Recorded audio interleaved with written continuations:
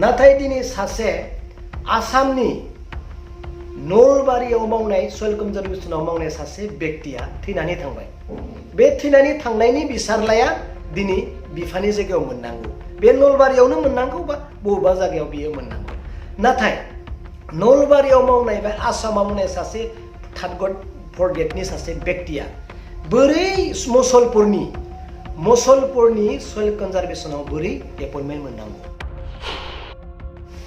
बै आसामनि सासे बेक्तिखौ जेराव बियो पस्टखौ लानानै फैया, जोंनि बिटिसिनि पस्टखौसो बियो लाफैगोन, अब्ला खहाया सोरा जागोन? बेबो 1 बोसोर 2 बोसोर नङा, 50-60 बोसोर बे जोंनि पस्टखौ लागोन।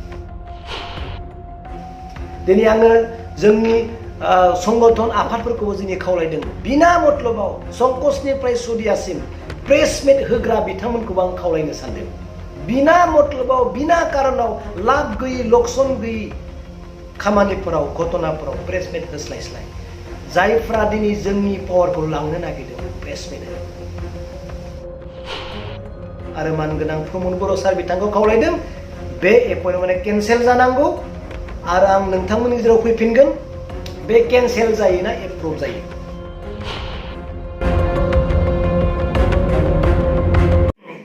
गिबियावनो आं नोंथांमोनखौ साबायखर हरदों आरो नोंथांमोननि सोनायनि गेजेरजों आं दिनै मोनसे बिराद गोनां मेसेज आं रायजो राजानो होनो नागिरदों। आरो लोगोसे जायफोरा दिनै खुंथायाव दङ, पावाराव दङ, एमसिएलएनिफ्राय लानानै सिट आरो जायफ्रा एमएलए दङ, जायफ्रा दिनै पलिटिकेल एंगेलाव इनभल्भ जानानै दङ, बिथांमोननि थाखाय आं बे लेखाखौ दिनै होनो नागिरदों आरो मेसेज होनो नागिरदों।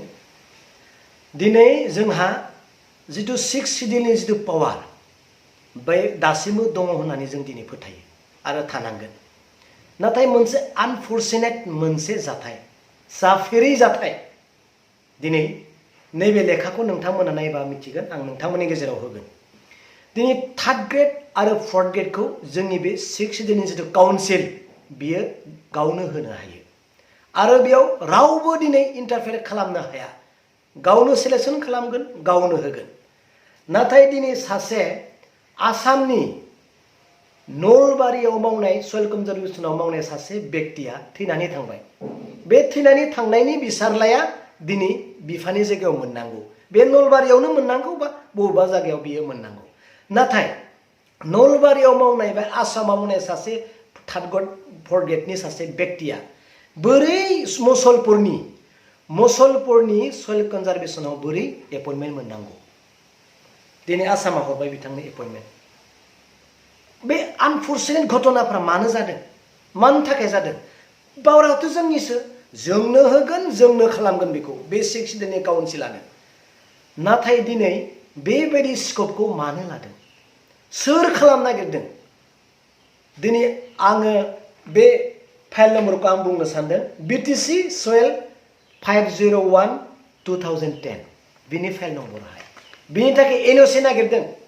बे एनअसियाव आं फाइलाव नुबाय जे गासैबो अफिसारफ्रा बेयाव नेगेटिभ लिरबाय, बे जानो हाया। नंगौ, बे जानो हाया। नाथाय दिनै स्टेटआ हरदों, जाथावैखौनो स्टेटआबो दिनै मावदों। नाथाय दिनै अफिसारफ्रा बेयाव नेगेटिभ लिरदों। नेगेटिभ लिरनायनि उनाव जायफ्रा दिनै इएम बा चिफ, बे डिपार्टमेन्टनि इएम बा चिफ, बिथाङा जुदि एप्रुभ खालामना हरोब्ला एनअसिनि थाखाय, अब्ला जों आरो गैला। बिनिखाय आं बेखौनो गोसोखांनो नागिरदों, थांनाय एसिस्टेन्ट लिगेल रिमेम्बारान्सारनि खेथायावनो आं बुंनो नागिरदों, अफिसारफ्रा गासैबो नेगेटिभ लिरजोब्बाय, जायखौ दिनै पस्ट गैयालाखिनो मानगोनां प्रमद बर' सार बिथाङा पस्ट क्रिएट खालामनानै एसिस्टेन्ट लिगेल रिमेम्बारान्सार सासे बेक्तिखौ होदोंमोन, जायनि थाखाय गोबां अफिसफोरा गुन्दुगुल जानानै मेम'रेन्डाम होलायनानै बेखौ एसए मिटिंआव केन्सेल खालामनो गोनां जादोंमोन, जायखौ प्रमद बर' बिथाङा इलिगेलि एपइन्टमेन्ट होदोंमोन। बेबायदिनो जुदि अफिसारा नेगेटिभ लिरसेयावबो जुदि सोरबा इएमआ, डिपार्टमेन्टनि इएमआ एप्रुभ जुदि होदोंब्ला बै आसामनि सासे बेक्तिखौ जेराव बियो पस्टखौ लानानै फैया, जोंनि बिटिसिनि पस्टखौसो बियो लाफैगोन, अब्ला खहाया सोरा जागोन? बेबो 1 बोसोर 2 बोसोर नङा, 50-60 बोसोर बे जोंनि पस्टखौ लागोन। बेखौनो आं दिनै इएम, एमसिएलए आरो मानगोनां प्रमद सार बिथांखौबो खावलायदों, बेफोरबायदि आनफर्चुनेट घटनाफ्रा जोंनि जिआव जेन जाया, जोंनि काउन्सिलाव।